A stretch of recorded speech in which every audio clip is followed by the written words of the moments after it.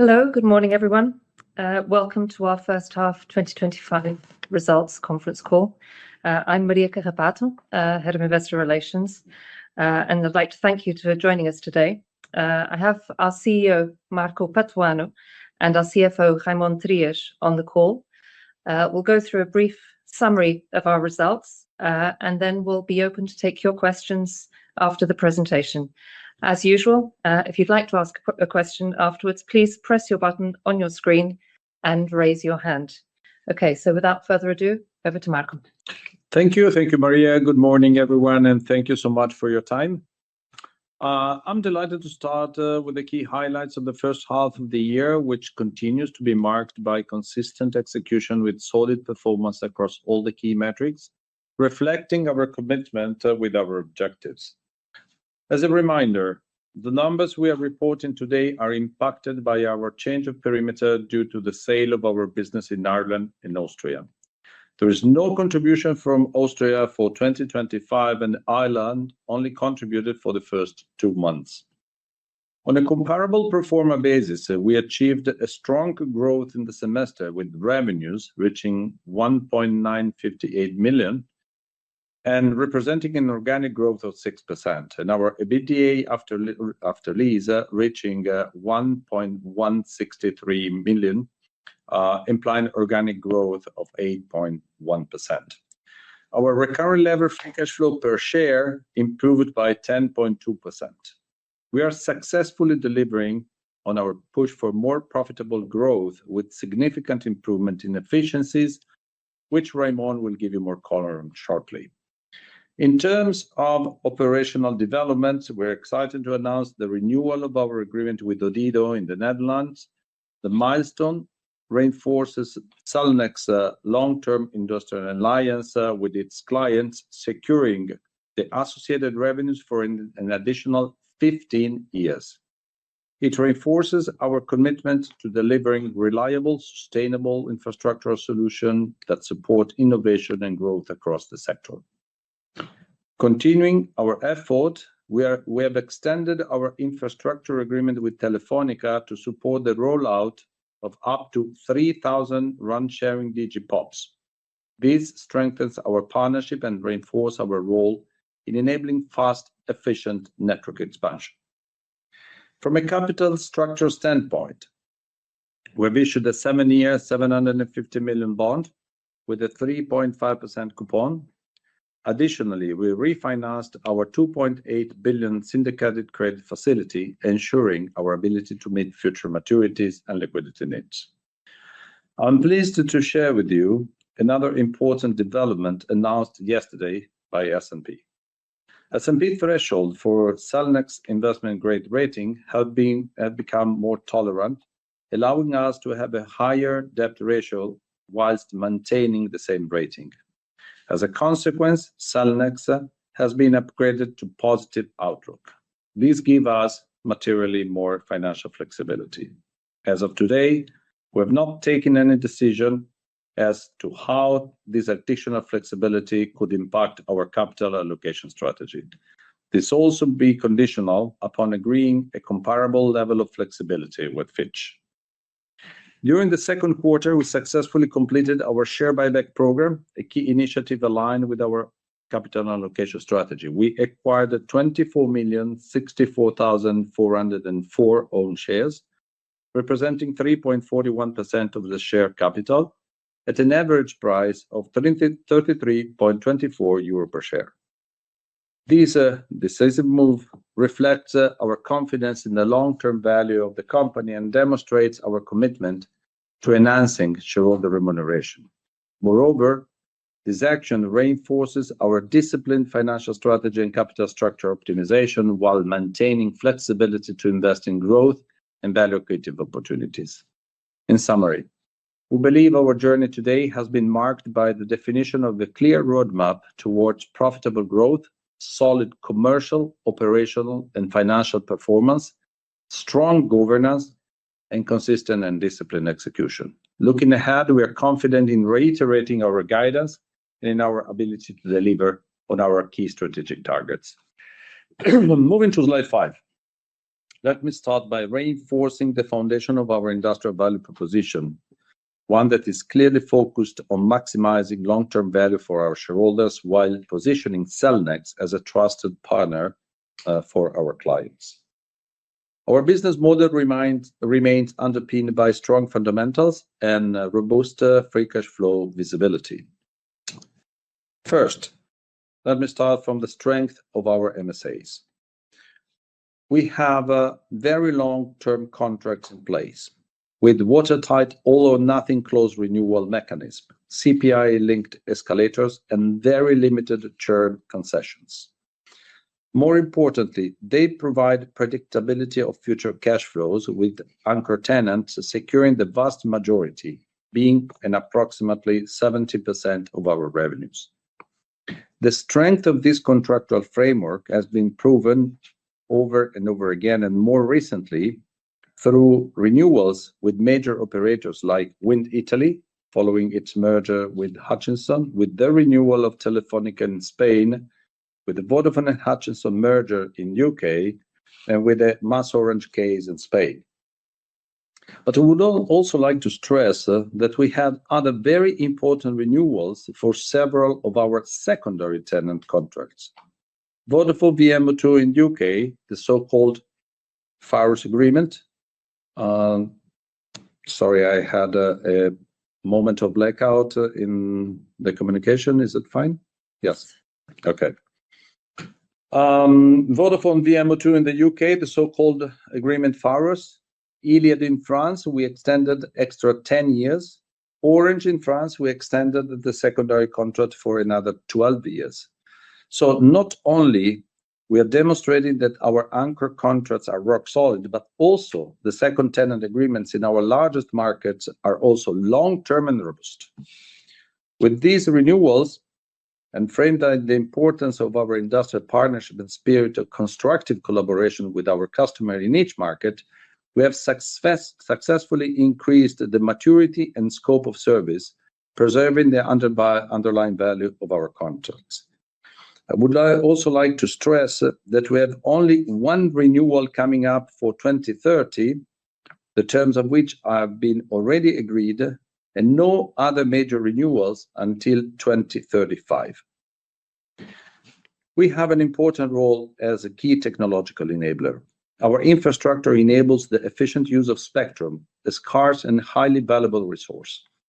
We operate in a sector with very high investment requirements, and our specialized operation of passive telecom infrastructure allows our customers to focus on their operations.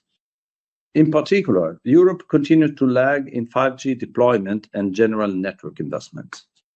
Against a regulatory backdrop that appears more favorable to the existence of financially stronger operators capable of supporting the level of investment required to be globally competitive. And we are strategically well-positioned partner in the creation of that healthier telecom ecosystem, providing operators a neutral platform to develop the coverage, the capacity, and the reliability of their network with the most rational use of resources. A key example is the UK, where the regulator did not oppose the Vodafone 3 merger. However, it did impose significant additional investment in network improvement. We also play a key role as enabler of new market designs. As an example, we made possible for Digi to enter the Portuguese market, providing around 4,000 colocation in a record of 18 months. After Digi was awarded spectrum in Spain, we also enabled their expansion via network sharing agreement on Telefónica equipment, and the launch of Iliad in Italy via a combination of network sharing with Wind and the building of dedicated infrastructure. To complete the picture on long-term value orientation, as of today, we have contracted backlog of over 100 billion, supporting very high free cash flow visibility. Concerns have been raised recently about our capacity to protect our revenues when we renew our contract. I stress that as of today, all, and I underline all, of our anchor agreements have been renewed, maintaining the original MSA prices. The Odido renewal announcement confirmed this thesis once again. Even more importantly, since it involves both the anchor and the secondary component of our business relation. We are also expanding the scope of our partnership as telecom infrastructure play an increasingly central role in European digital defense and energy strategy. Beyond connectivity, we are actively investing in adjacent opportunity such as smart IoT solution, critical communication networks, tower used for drones, battery storage systems, and many more. And we are also complementing the active network of our clients every time that a neutral host solution is more convenient and more feasible than an MNO proprietary network. I refer to DAS and small cells, a growing market of specialized coverage, for instance, stadium, malls, hospital, offices, city centers with urban restriction and others, in which we do not compete with our clients. We offer turnkey solution to MNO and business users. All of this is guided by a disciplined governance framework and a leadership team committed to long-term value creation. In short, Cellnex continues to deliver resilient performance focused on profitable growth, backed by very high quality and robust contracts, an industrial relationship with our clients, a strategically well-positioned asset base, a transparent and disciplined governance structure, and a clear strategy to deliver sustainable value for our shareholders. We are conscious that rumors on consolidation in the French market and potential impact on us have been the cause of much speculation, much more than needed. And as such, I would like to give you some objective data points that will help you to understand the context. Cellnex is strongly positioned to navigate any potential market consolidation in France. We operate over 26,000 POPs, sites, and 31,000 POPs, generating 725 million in tower revenues. Our business is underpinned by long-term MSAs with SFR, Bouygues, and Iliad as anchor tenants, with the first renewal programmed for only 2037, and Orange as a secondary tenant running until 2037-2045 with fixed escalator 1-2%, ensuring stable and predictable revenues. Importantly, all of our secondary tenant contracts have already been renewed for between 10 and 12 years. At the end of 2024, we also renewed a non-anchor contract with Iliad Free Mobile for circa 1,700 co-location of ivory towers. The length of the MSA is 10 years, and we have an individual contract for another 12 years. France is leader in RAN sharing with two major frameworks. The Crozon agreement between SFR and Bouygues, a 20-year-long deal covering around 65% of the population. In the case of Ivory, approximately 11,000 POPs, more than 50% are in RAN sharing. And the so-called New Deal Mobile, a government-led initiative involving all the MNOs to expand 4G, 5G in rural areas. So in these RAN sharing areas, roughly 2/3 of the country, networks are already being deployed efficiently with minimal impact from any potential consolidation scenario. The remaining area, the so-called dense area, are those where the impact of consolidation should be analyzed. They represent, roughly speaking, 1/3 of the country, and we have between 40 and 50% of our POPs. When looking at the various consolidation combination between MNOs, it is important to take into account that on one hand, the physical overlap between the sites, and on the other hand, the automatic increase in subscriber and data traffic after a potential combination. Basically, the operational ability to cancel site post-combination is lower than the pure contractual terms. On MSAs, which account for 90% of the tower revenues, include all or nothing clauses, a churn rate is allowed below 1%. And secondary tenants, approximately 4,700, contribute less than 10% of the revenues and have been already renewed for 10 to 20 years. Finally, as seen in other markets like the UK post-Vodafone 3 combination, often led to increased network investment, a trend that would further reinforce Cellnex's role as a neutral long-term infrastructure partner. A factor that also results as a positive from the potential consolidation in France in the resulting improved credit rating of large clients. Depending on the final outcome and how the assets are distributed among the other operators, Altice's fragile financial situation today will no longer pollute market dynamic and credit risk profile will improve.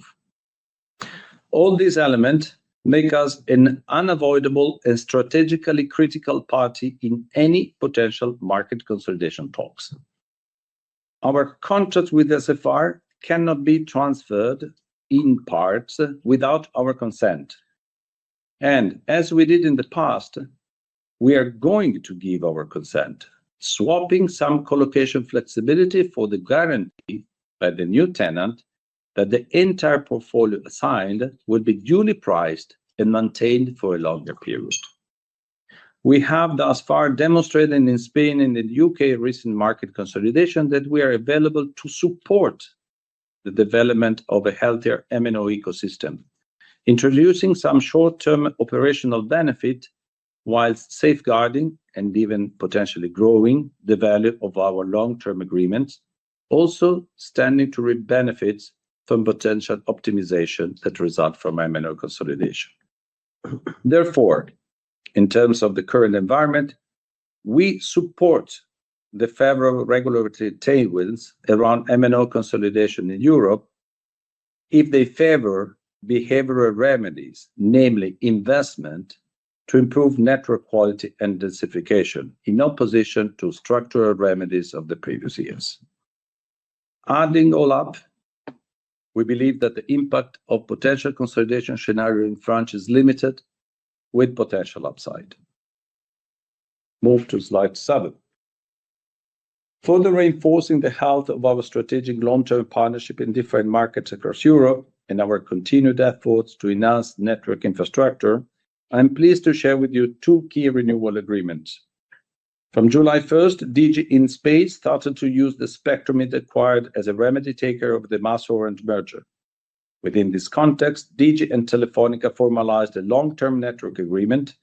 Over the next 16 years, Telefónica will provide the DG with both RAN sharing services and roaming on its network. To support this transition and to enhance the overall network, Cellnex and Telefónica have extended their infrastructure agreement. We will deploy 110 additional physical points of presence by Telefónica, significantly boosting their network densification, and we will activate up to 3,000 RAN sharing DG POPs over the next years. These efforts will not only increase DG network capabilities, but also reinforce our leadership position in infrastructure sharing and efficient network development. In the Netherlands, we renewed key infrastructure agreements with Odido, strengthening Cellnex's position as a key partner to enable high-quality connectivity and digital transformation across the country. Our contract is renewed for 15 years. It is CPI-linked and maintains the revenues of our original agreement, ensuring long-term cash flow stability and predictability. Together, these agreements are a testament to our strategic approach to the collaborative relationship we have with our customers, focusing on long-term value creation, operational excellence, and enabling our partners to thrive in an increasingly connected world. My last chart is on ESG. Turning to our ESG progress, this is an area where we continue to lead with purpose and measurable impact. Sustainability is not just a pillar of our strategy, it is embedded in how we operate, how we grow, how we create value for the long term. I would like to highlight a relevant milestone in our decarbonization strategy this quarter, having achieved the ISO 50001 certification for 80% of our energy use.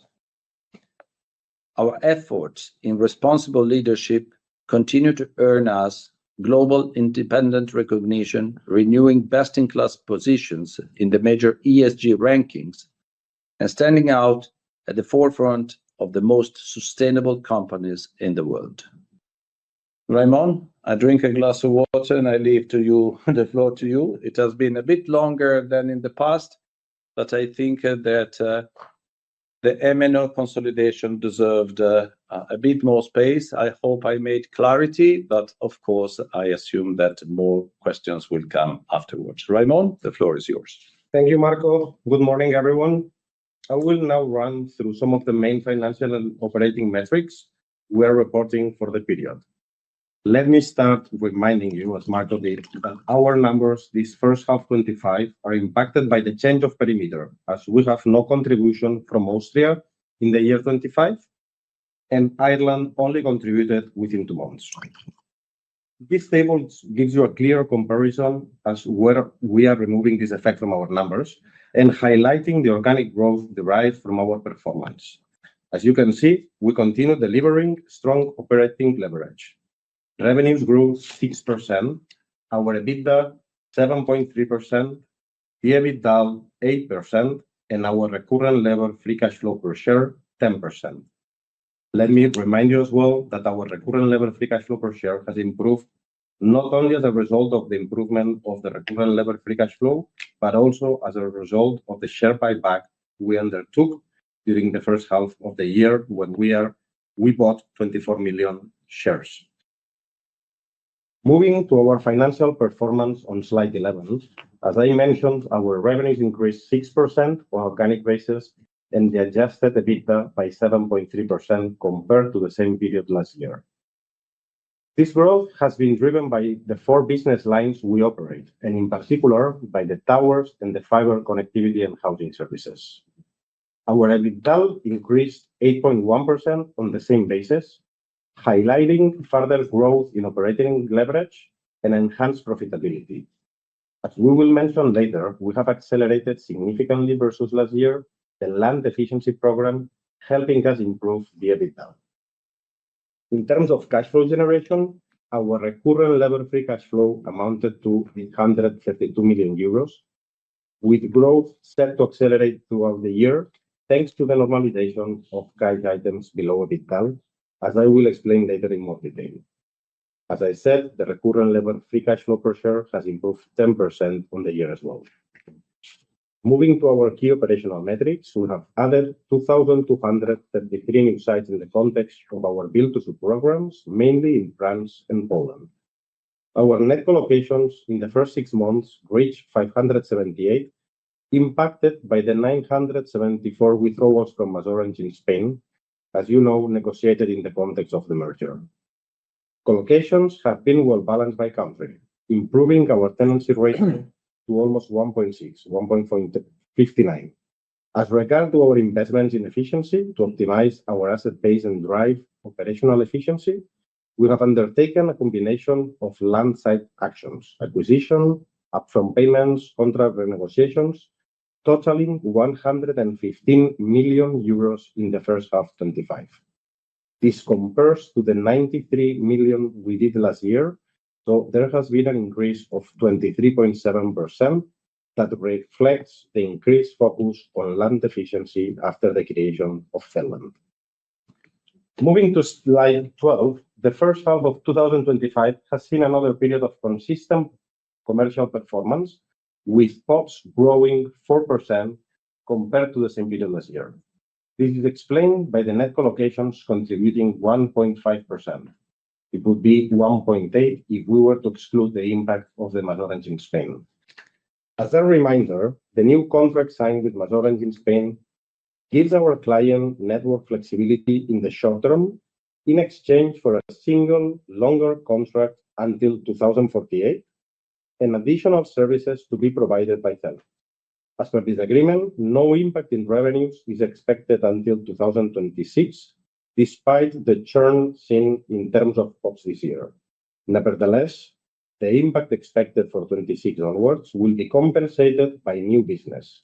As discussed by Marco before, regarding consolidation, it is another example of how we have been managing the various consolidation cases to date without a long-term impact to Cellnex and the value of our contracts.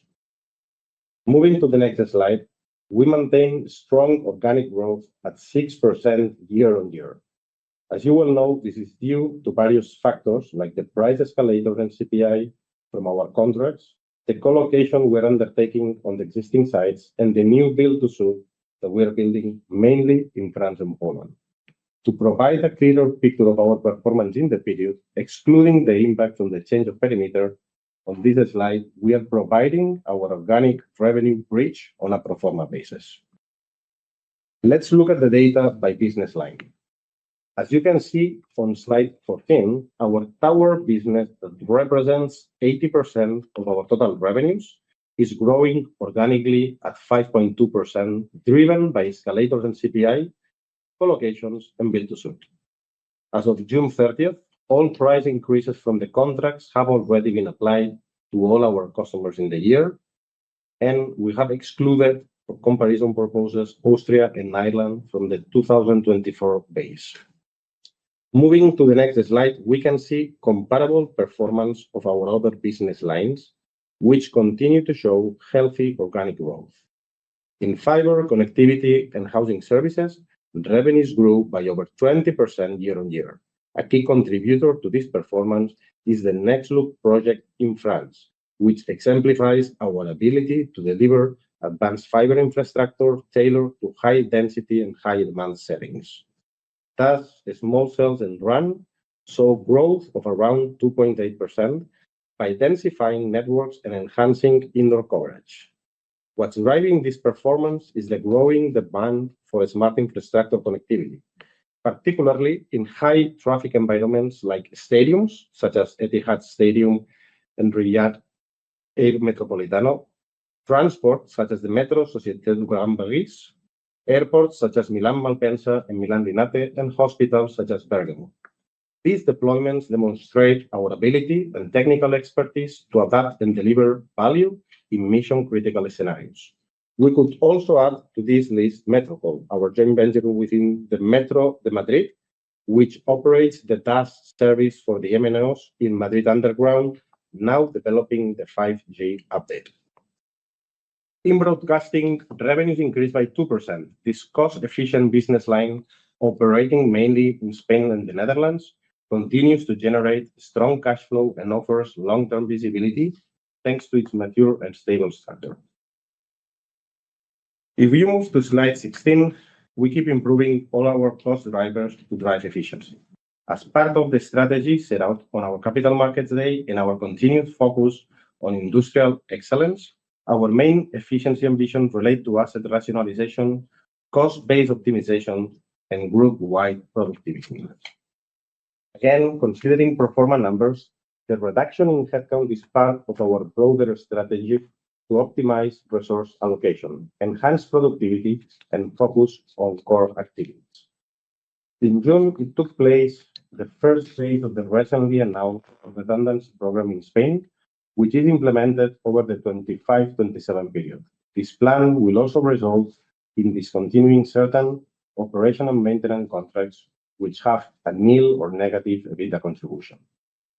In repair maintenance costs, following the positive performance last year, we continue to see good progress in the period, representing a 1.6% decrease per tower, and the evolution of our general expenses translated into a 4.4% decrease per tower. This trend reflects our continued focus on lean workflows and disciplined cost control. Finally, on leases, we have been able to reduce costs by 1.1% per tower, reflecting good momentum on our land acquisition plan, along with rent negotiation and cash advance initiatives, which are progressing well as discussed before. Now, let's take a look at our debt maturity profile on slide 15. Be aware that this page is updated as of today, not 30th of June. All 2025 maturities have been either repaid or refinanced. As a result, there are no remaining maturities left in 2025, while we still remain with a strong cash position, circa 1.6 billion euros. Regarding our debt management, during the first half of 2025, we have executed the following transactions. We secured a new 625 million euro syndicated term loan with a margin below 1% as communicated in our first quarter results. In May, we successfully completed a 750 million bond issuance. Thanks to active interest rate management through the use of hedging instruments, the effective annual cost of this issuance was reduced by more than 10 basis points. The coupon of the bond is 3.5%. Finally, in July, we refinanced our main syndicate credit facility, increasing its total amount from 2.5 billion euros to 2.8 billion euros. This refinancing not only extends the maturity to 2030, but also includes two one-year extension options, which could push the final maturity to July 32. It has been supported by 26 financial institutions. This is essential for maintaining and strengthening Cellnex's long-term liquidity position. We have a robust and well-structured capital frame. Liquidity remains strong, with more than 4.7 billion euros of liquidity available, 1.6 billion held in cash, in order to cover upcoming maturities. 78% of our debt is fixed rate, and short-term maturities have been proactively managed, with average maturity now standing at 4.5 years, and our average cost of debt of 2% is expected to increase only marginally in the next years. As Marco mentioned at the beginning, Standard & Poor's just revised their outlook to positive, reflecting the improvement we have been doing over the past 2 years on our capital structure, but also the stable and predictable cash flows and higher barriers of entry of the sector. Finally, on the last slide, we are confident in reiterating our 2025 outlook and all our public financial targets, reflecting the resilience of our business model and solid execution across all our markets. We now remain at your disposal to answer any questions you may have. Thank you, Raimon. Thank you, Maria. Okay, so in terms of the lineup of questions, our first question comes from Andrew Lee from Goldman Sachs. Could I ask you to pronounce your questions clearly so that we can all understand them in the room? Thank you, Andrew. Good morning. Yeah, good morning, everyone. I had 2 questions. Firstly, just on the balance sheet and capital allocation, and then just secondly, if you could give us an update on the Swiss and data center potential asset disposals. Where are we with those processes? On the first question on the balance sheet, you obviously mentioned the positive update from S&P.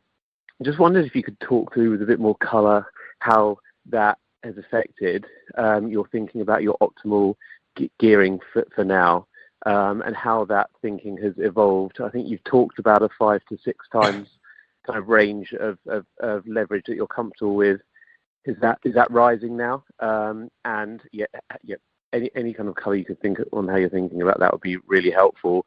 Also, just secondly, in terms of acquisitions or potential capital allocation, is it still right to assume that it's more likely you'll be spending money on shareholder returns than M&A? Thank you. Yes, Andrew. Thank you very much for both the questions, because I think it's the first 2 hot topic of the day.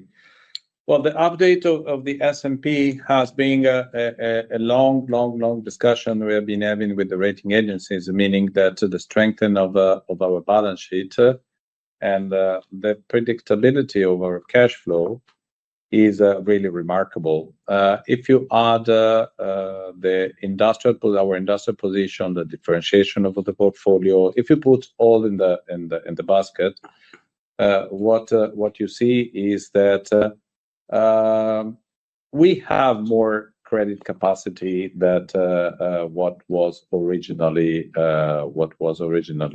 allowed.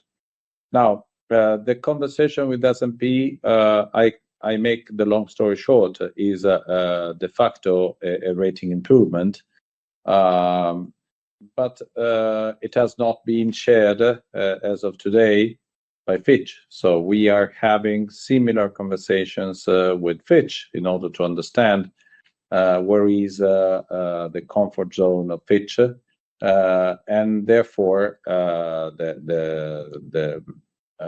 entire work is not done. What is the takeaway? The takeaway is that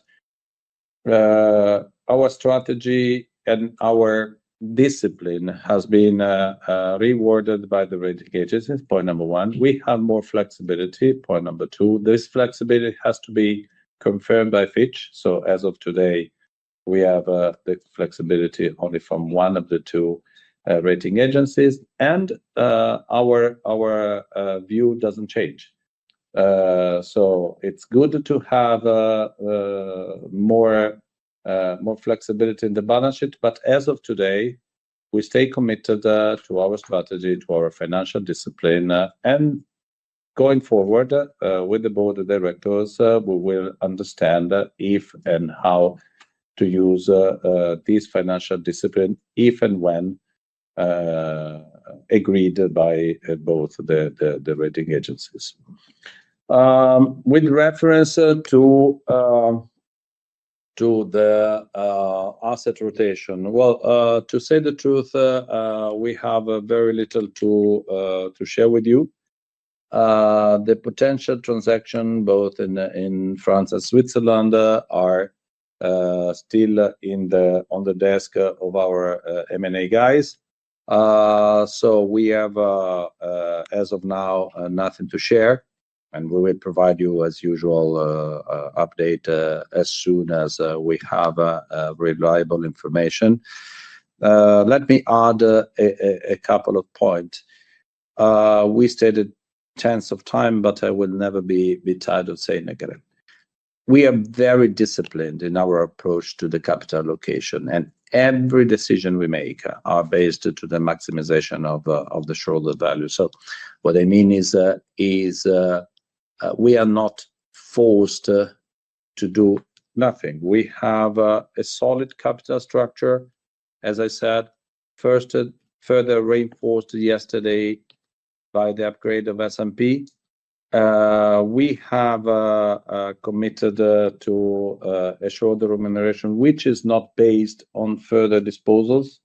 So this is what we already said. We said that the original 500 million have to be read as a new level of 800 million. So this is nothing new, but again, this is not based on any further asset disposal, and as soon as we have more information, we will share with you. Okay, so moving on to the next question. It comes from Akhil Dattani from JP Morgan.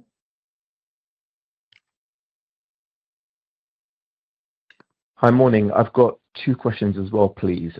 Firstly, Marco, as you said, a helpful slide on the French market structure and what's going on. I had a couple of clarifications just to make sure that we've understood that slide properly. You've mentioned in the slides that, and in your comments, that the variables that could be relevant would be the overlap between the anchor sites. So I wondered if maybe you could just comment on what that is and the way you think about the relevance of that. Yeah. And then you also mentioned offsetting that the opportunity in the rural areas from once you have stronger players potentially seeing more investments in that. Again, could you help us understand and quantify how you think about the scale of that, just so we understand the puts and takes in terms of how we think about that? And then the second question was just around the asset sale process, and it's a bit of a bigger picture question rather than specific to these assets. When we stand back and look at the industry as a whole today, it feels that the last few years, public markets had derated infrastructure assets, but private markets were still paying much richer multiples. This year, that seems to be eroding a bit. If I look in the fiber space, there's not been that many transactions in towers, but look in the fiber space, these multiples have come down. And we saw earlier this week there was the French transaction on the infracos between Bouygues and SFR, and the implied multiple of that looks quite low as well. So can you just help us understand, when you look at the buyers out there in the private equity world, do you think there is a bit of, let's say, tension there in terms of just where they've been paying and what's going on, or do you think that that's something we shouldn't read too much into? And I guess with that, did you look at infracos at all, or was that not an asset you cared for? Thanks a lot.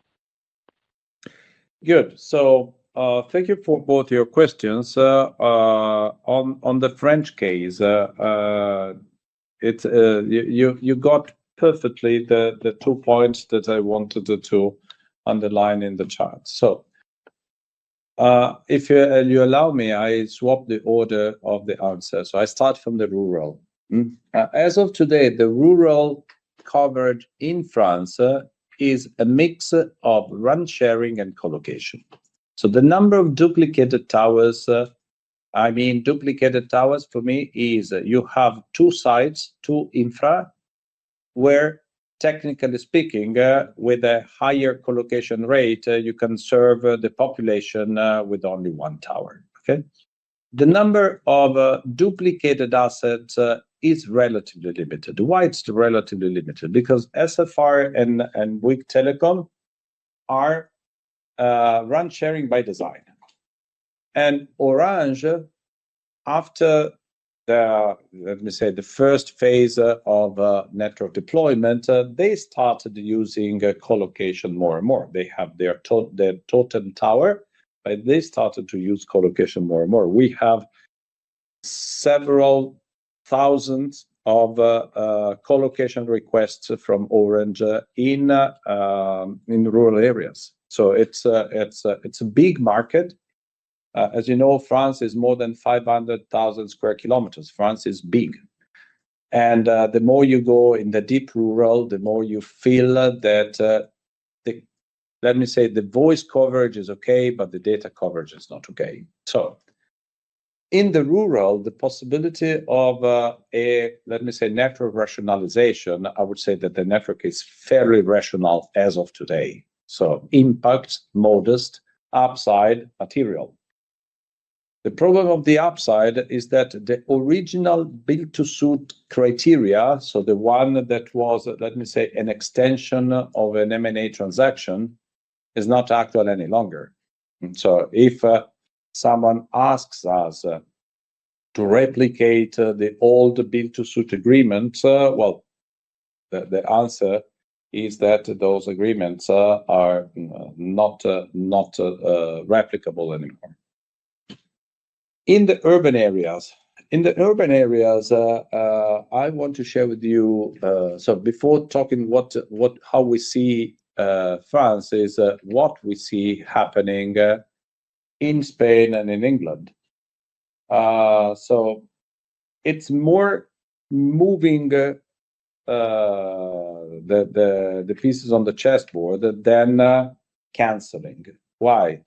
Because in the dense urban areas, putting together two customer base increase dramatically the capacity needs of a network. So the risk is that you have the coverage, but you cannot access to the network, or you have such a crappy service, and sometime in London you have some examples, that you see that the operator needs to do something. What we see in London, for example, is a super strong acceleration of the densification by Vodafone 3. So what we assume is, on the one hand, there are the contracts. The contracts allow my client to move to cancel a very limited number of POPs. But I know that my client needs more flexibility. So I don't want to impede the flexibility of the client, as we did in Spain. We are favoring the flexibility, but with no financial impact, not even limited, with no financial impact. I think that this is going to be the case also in France. The contract is designed in this way. The secondary So what has been super important, possibly our fault, we have not been loud enough in the past. We've been working a lot on the secondary contract. So we renewed the secondary contract for 10, 12, 15 years. With Telefonica renewed a very long secondary contract, very long. So this is. I hope I gave you the answer. If not, please tell me, and I can deep dive for another couple of hours. On the asset sale, you are touching a very delicate point, which is, the assets are basically the same assets. The point is, did something change in the infra fund environment? So I would say that it has been tough for them to raise new funds. If you take super successful firms, they struggled to raise new funds, and therefore, in order to be more competitive, they need returns that are not the traditional infra returns. What is the expected return on capital of an infra 3 years ago? It was a mid-high single digit. It was something 7-8%. Today, this return on capital is not there. So I don't think that the problem is on the quality of the assets, on the quality of the cash flow, on the predictability of the cash flow. I think that the finger point on fragility on our business model possibly is a bit overestimating the downside risk. When I hear talking about 3-4% risk, I think that this is too much. So it's not about us. I think it's more about the fundraising of the private market. That's super interesting. And Marco, just on InfraCos, was that an asset that you looked at as a company? Sorry again? The InfraCos transaction that Bouygues and SFR announced this week, selling their towers. I just wondered if that was an asset that you looked at as a potential acquisition. Oh yeah, we've been looking to the asset. The problem that in France, I have a strict antitrust limitation, and then there are some specific elements that did not fit perfectly with us. So we decided to exit from the process fairly quickly, because useless to spend the time and to use my resources to an asset that we were not interested in. Great. Thanks so much for the answers. Thank you, Akhil. Okay, so now moving on to the next question. It comes from Andrei Kavatek at UBS. Hi, everyone, and thank you very much for the presentation and especially the more detail that you gave us on France and other contracts. So I'm just going to stick to the theme, if I may. So just wondering, you highlight the co-location renewals for Iliad and Orange. I'm just wondering what the co-location situation is with SFR and Bouygues in the case. Andrei, Yeah. Can I interrupt you? Could you speak a little bit more slowly and clearly? It's a bit difficult to hear you in the room. It's a bit disturbed. The line is a little bit disturbed. So if you speak a little bit slowly, better. Thank you. Okay. Thank you. Apologies for that. So I was wondering on the slide on France still. So you are highlighting the renewals that you've done for Iliad and Orange. I'm just wondering what the co-location situation is for the agreements with SFR and Bouygues, because those are potentially even more important. And on that theme, if you can maybe expand a bit, how the average secondary tenancy, looks like in other markets, because I think maybe not many of us were aware that, some of these contracts are actually this long, or that you are, renewing them at these lengths. If you could talk a bit more broadly about the general secondary contract landscape. And then second question would be in relation to the deal that Akil was talking about with Phoenix Tower. What kind of impact are you seeing, if any, on France and Italy specifically, where Phoenix has done some deals and is becoming a bit more of a weight in terms of market share? So is this having maybe an adverse impact on pricing in these markets? Any color on that would be very helpful. Thank you. Okay. Sorry, the communication was still let's say mid-quality. So if I've not understood properly, please correct me, and I will follow up.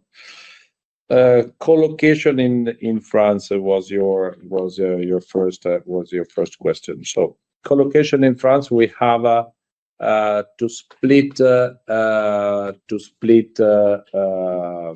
two different concepts. One is co-location coming from RAN sharing. So co-location coming from RAN sharing is entirely SFR Bouygues.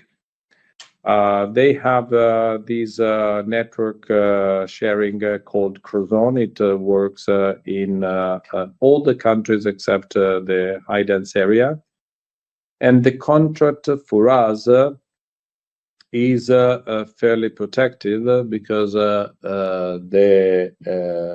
contract clearly says that the fee remains unchanged in case the RAN sharing agreement is not active any longer.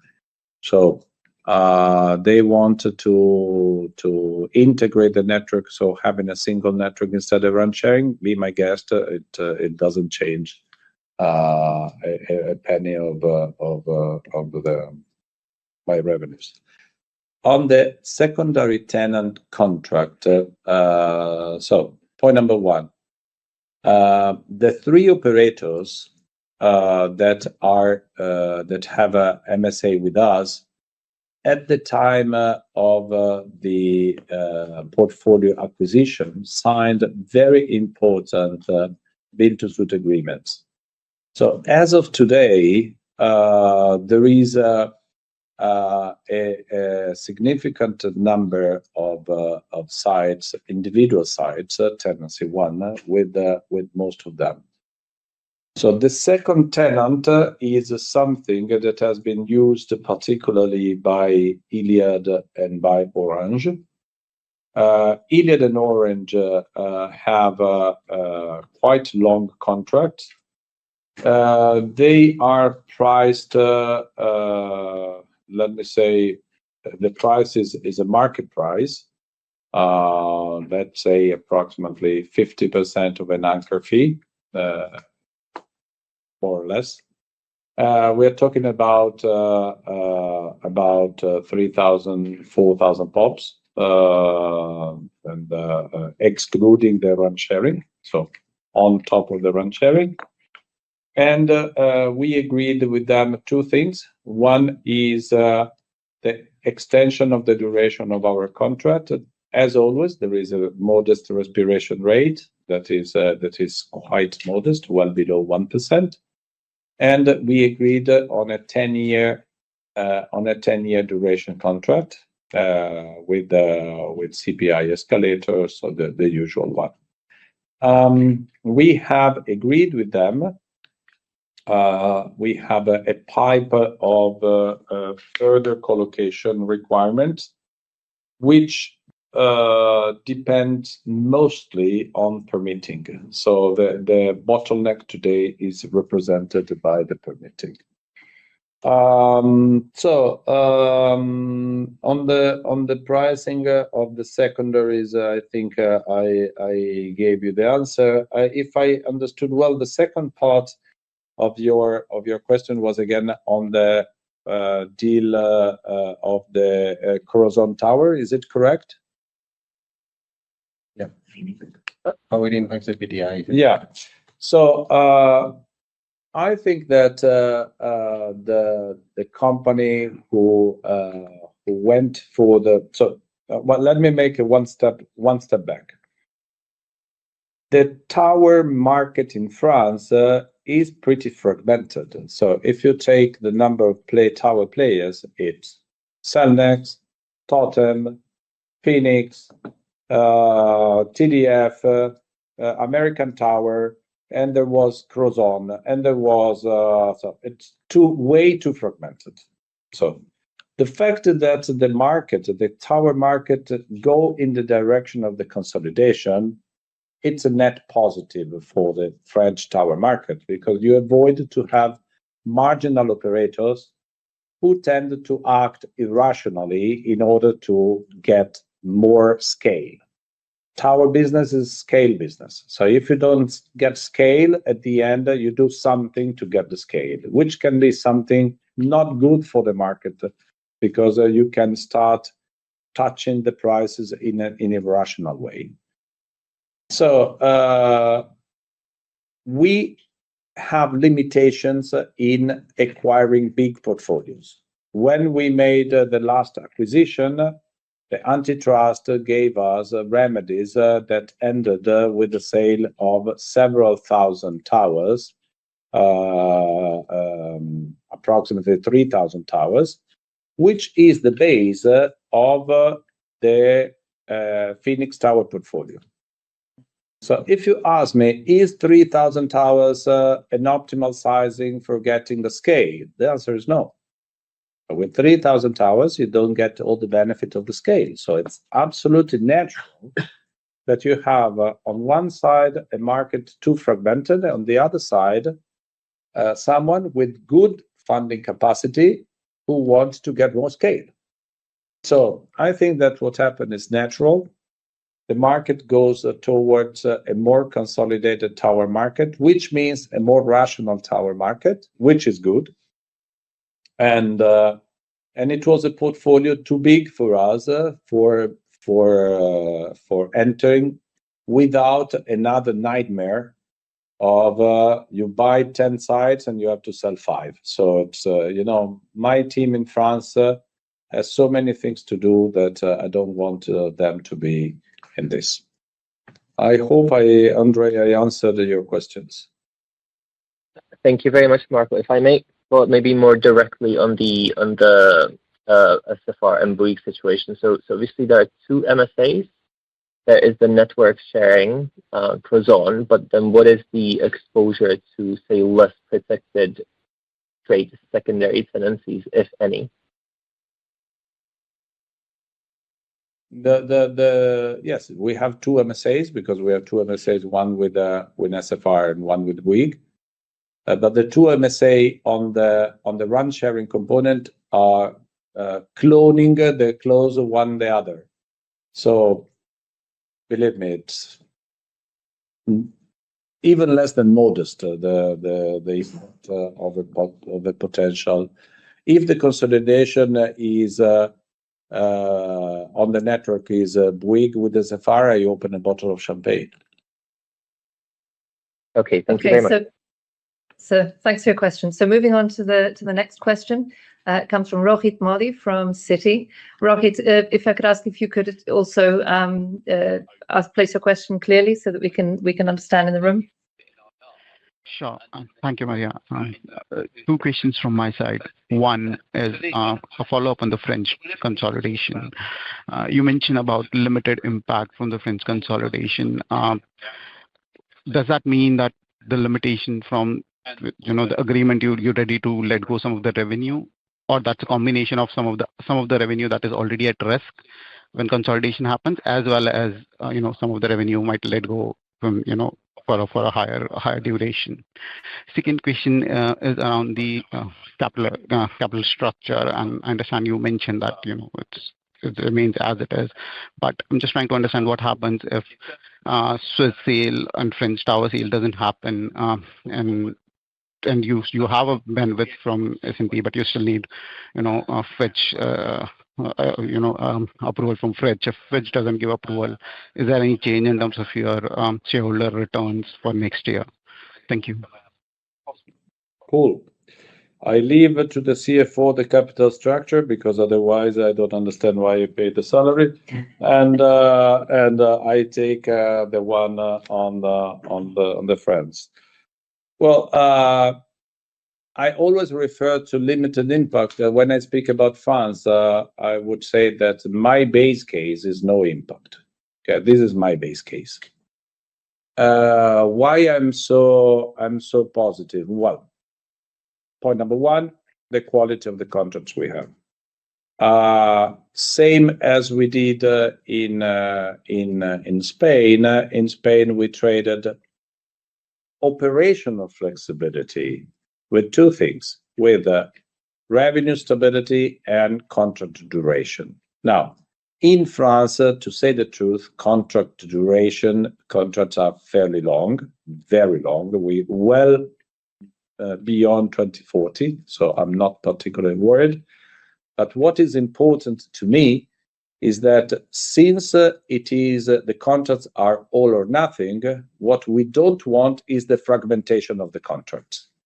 So the contract, do you want to split the contract? Okay, it aggregates to an existing contract with a total all or nothing at the renewal date, which means that before you had 11,000, 12,000, okay, you buy a portfolio of 5, fantastic. At the renewal, we will discuss about all or nothing of 16,000.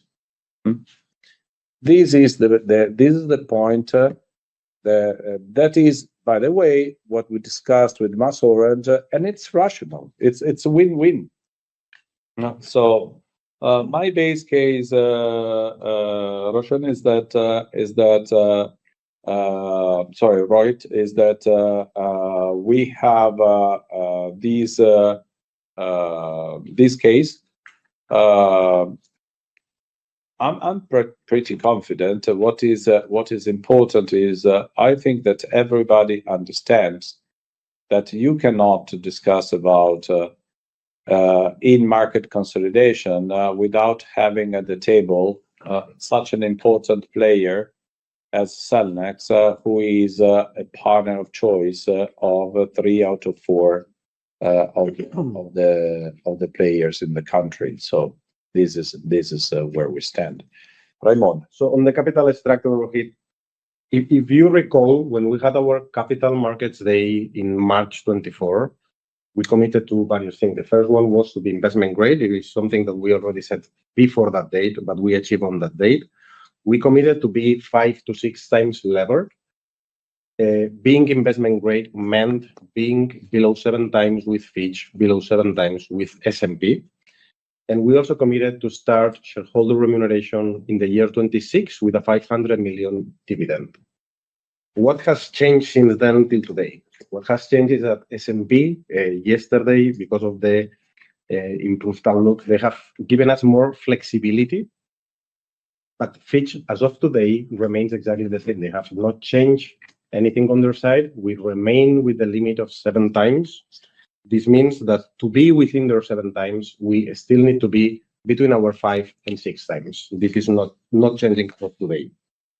Our commitment to be investment grade has not changed. We remain exactly the same. And from a shareholder remuneration, there has been a big change. So as you know, we had the 500 million starting in 26. And what we have done is accelerating this shareholder remuneration. We moved shareholder remuneration from 26 to 25 by doing a share buyback, a size of 800 million.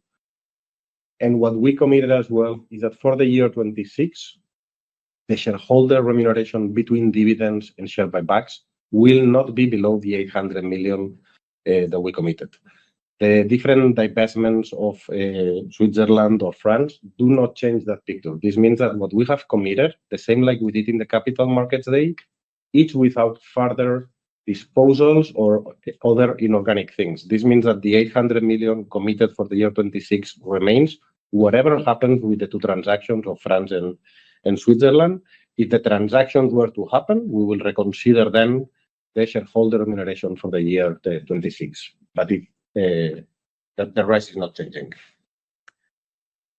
Okay, thank you. Now, maybe, sorry, just in the interest of time, we've still got quite a long list of questions, and it's we're already getting close to lunchtime. So what I'd suggest is we limit the amount of questions to 2 without follow-ups, and then obviously the IR team and the management team are available afterwards if you need further detail.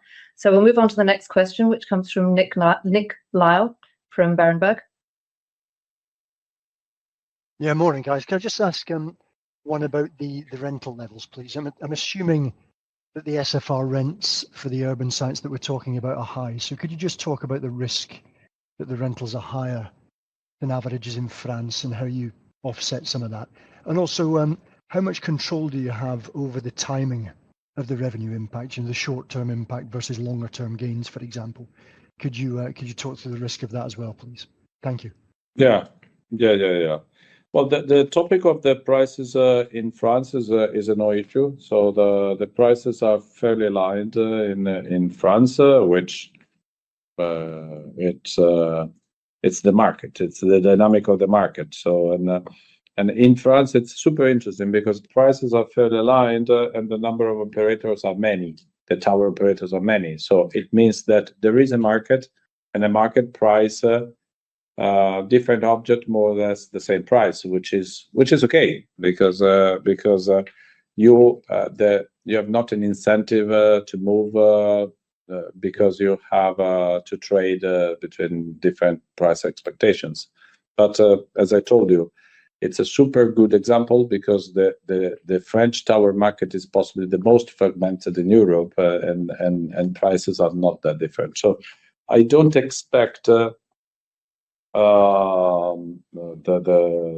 pricing to be a particular issue in France if a structural change in the market happens.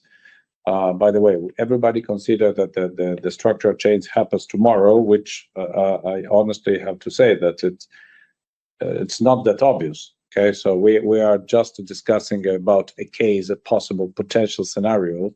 And you all know that the transaction is monster big and monster complex, and nobody asked to the French government what they think about. So it's but okay, let's go on. So how do I think short term versus long term? I think that the short term, in case of a redesign. The short term is a lot of activity for gaining efficiency via rationalization. What I mean is, if you are a CTO, for you efficiency can be I get the same quality and I spend less, or I spend the same, I get more quality. So in an integration, especially given the behavioral remedies that the authority are adding to the authorization, are putting for the authorization, this is very valuable for a CTO. What we see in both in UK and in Spain is that after a while, and I would say less than 1 year, so much shorter than what we believed, the same CTO come to us and say, hey guys, the pure rationalization is not enough. Why? Because you put together two customer bases that are normally very different. With, for example, when you take Spain, MasOrange and MasMobile and Orange were very different characteristics of the clients in terms of age, in terms of mobility, in terms of data consumption, in terms of many things. And so when you have to serve a more complex customer base, you need more. So our experience is request number one is flexibility, which drives efficiency. In a relatively short period of time, is a much deeper analysis on the short-term needs, and then we work on the long term, which is 5G penetration, more data, etc. So the long term doesn't change. What is surprising us positively is that we thought that the short-term cannibalization would have been higher than what is really. And the two cases, Spain and UK, are a test case. I would say it's not theory, it's a test case. By the way, the theory, I was convinced it was worse than the reality. I hope I answered, Nick. No, that's great. Thanks very much. Thank you. Okay, so now moving on to Fernando Cordero from Banco Santander. Hello, good morning for taking my two questions. The first one is on the secondary tenant contracts, and in that sense, I agree with you, Marco, that you have been also vocal on your strategy when renewing the secondary tenant contracts. You have explained the situation in France, but I would like to understand which is your current approach when renewing those secondary tenant contracts. And for example, we have one big in Italy with Iliad and so on. So to understand again, which is your strategy when renewing these secondary tenant contracts. And the second question is, I would say more in detail, but related with one of, let's say, the potential optionalities in the sector, which is run as a service. I just would like to understand why in Poland, in the second quarter, we have seen a quarter-on-quarter decrease in run as a service revenues, particularly considering that this is I would say, the test of concept of this business line. Okay, thank you. Yeah. The Zegona case is paramount for understanding why the secondary tenant contracts are important. You know, the Spanish case is one clear example of testing the robustness of an MSA contract. How I look at the secondary tenant, for me, is an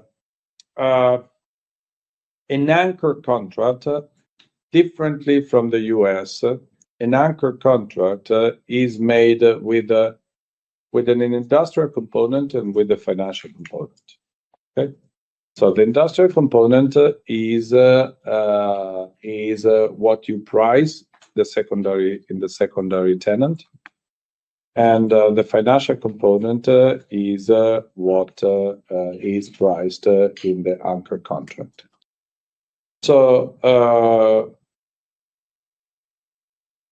it's not true that I can,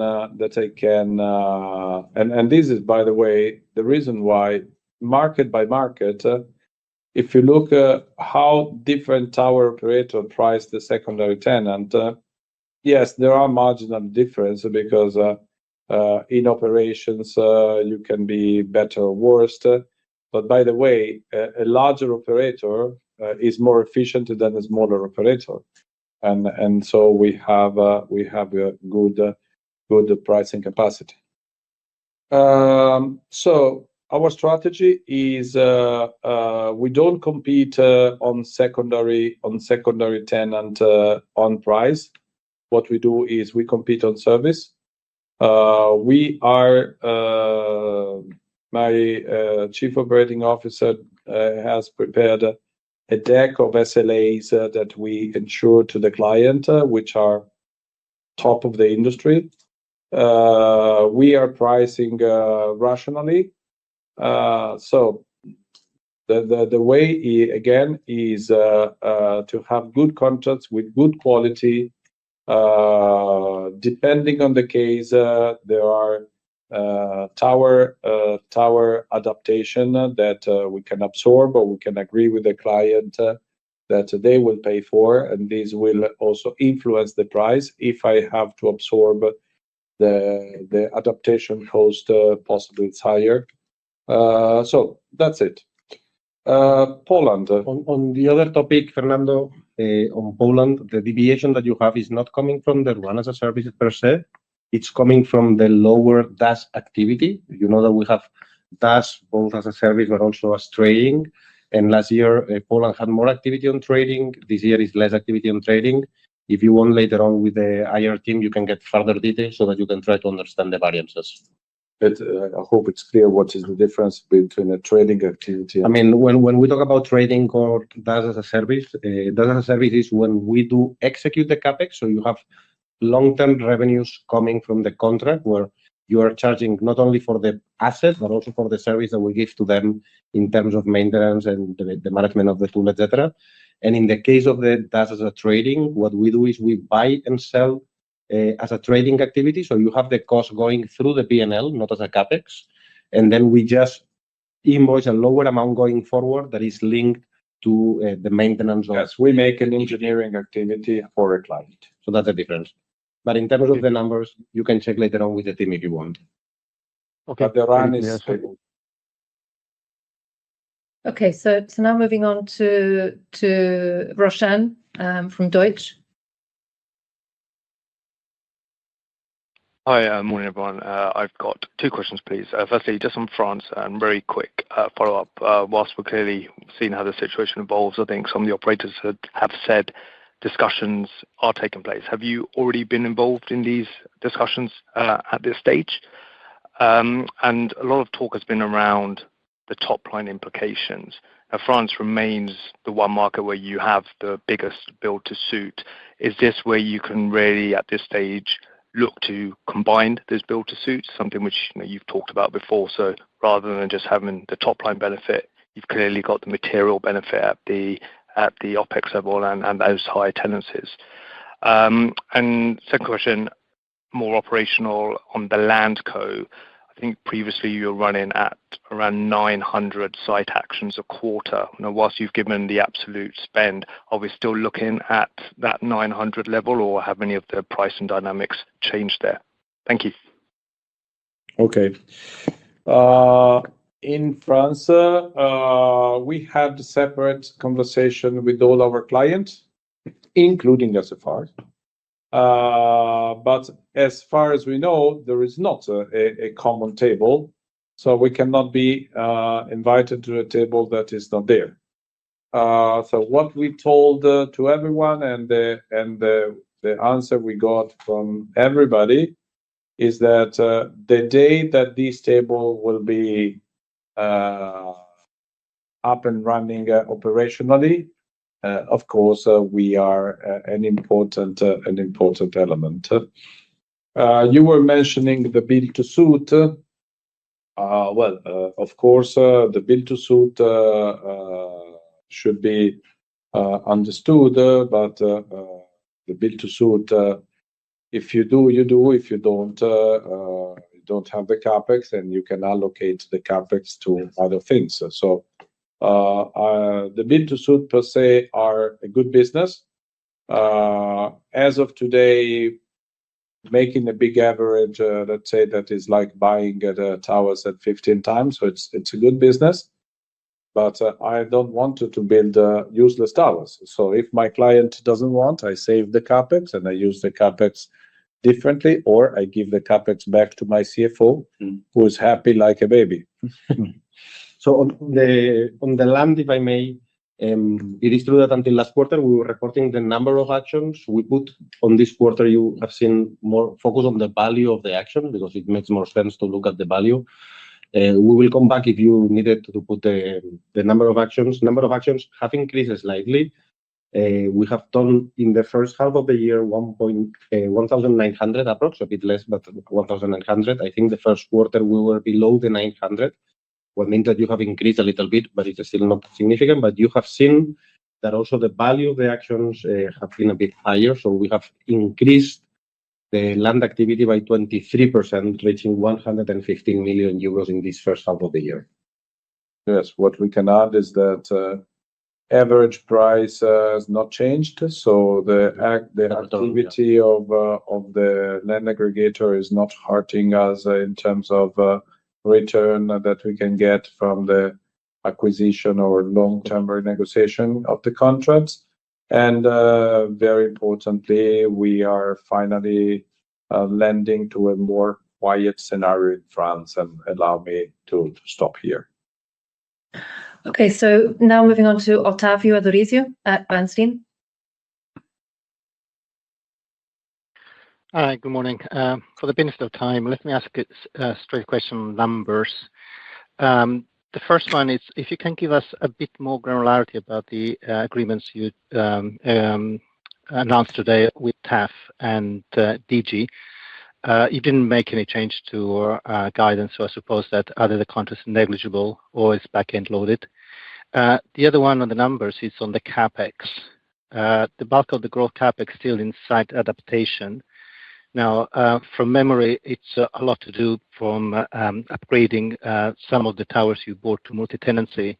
So if you can provide an update on the ratio of your tower portfolio that's already been upgraded to multi-tenancy, and what's the current upgrade pace you are going at the moment? Thank you. Okay, I answer the first. So the Digi case, the RAN sharing fee is a demultiplicator of a second tenant fee because you don't have the physical assets, so you don't use the space and the electromagnetic. So you're using my capacity to host in terms of potential revenues, but you're not using physical space. It's a plan that is why we didn't change. We didn't change because the activation of the 3,000 RAN sharing would take, I would say, something between 2 and 3 years. But this is the total contract value is not negligible. Is 3 digits, so it's not negligible, the total contract value. But the rollout, infrastructure have the pain point, Ottavio, that between the moment you agree and the moment you execute, there is quite some engineering to do and some bottleneck also with the equipment providers that have to do activity. You have to change the software.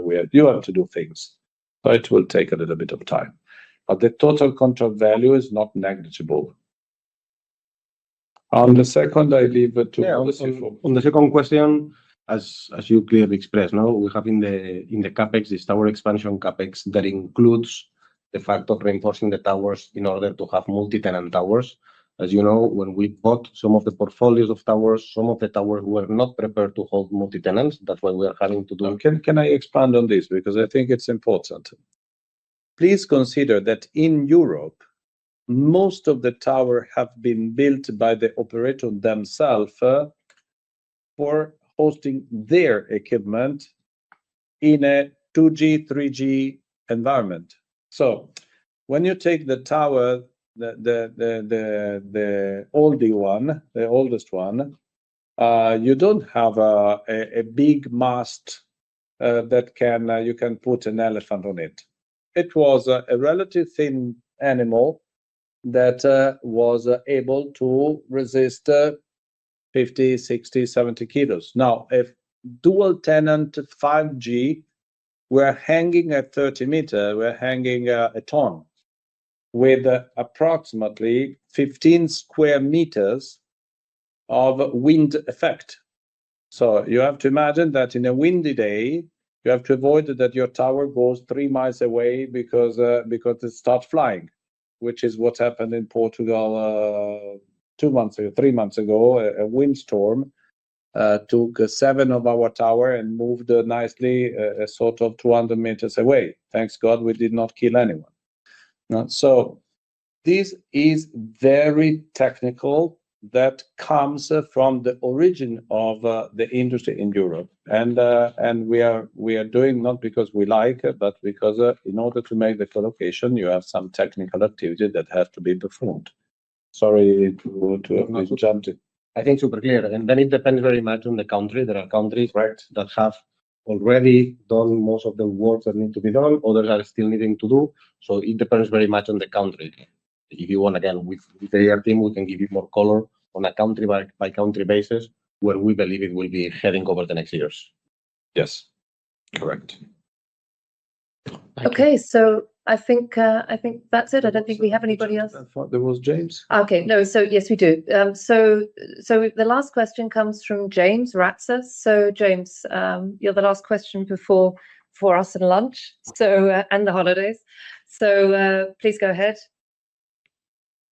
Good, thank you. Thank you very much, Maria. You kept it brief. I was just doing a little back of the envelope calculation, Marco, on what you were saying about the Digi RAN sharing agreement to make it a 3-digit value over 8 years, that would seem to imply that you're getting about 6,000 euros per site from Digi RAN sharing. Is that around the right ballpark that you can get?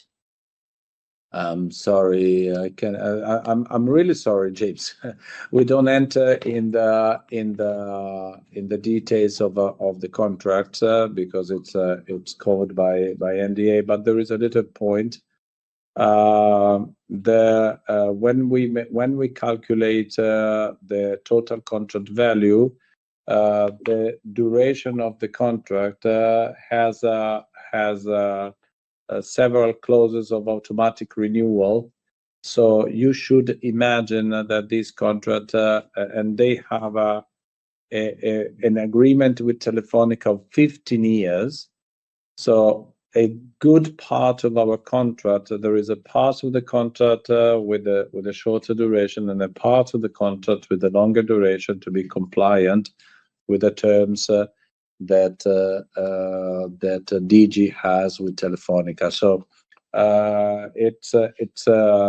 you should review slightly on the envelope. You should review slightly the duration of the contract. I hope I gave you any hint. Yes, thank you very much indeed. Yeah, and have a great summer break. Thank you. Okay, thank you, James. Okay, so we've come to the end of the questions. As always, the team is here to follow up on any specifics that you'd like to cover. If not, have a wonderful holiday and look forward to speaking after the summer. Thanks, everyone. Thank you. Thank you. Have a good holiday.